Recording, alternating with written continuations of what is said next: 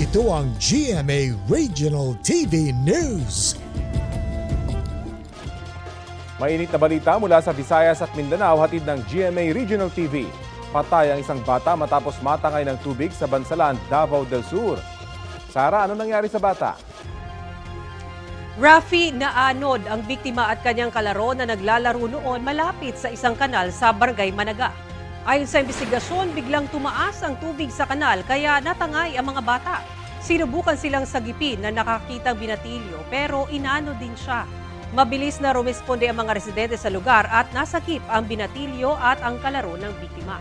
Sinusubukan pang kunan ng pahayag ang kaanak ng nasawing bata. Ramdam din ang epekto ng masamang panahon sa Buluan, Maguindanao del Sur.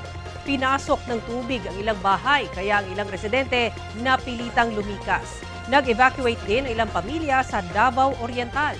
Sa Makilala, Cotabato naman, stranded ang ilang motorista matapos ang pag-apaw ng tubig sa spillway sa Barangay Saging.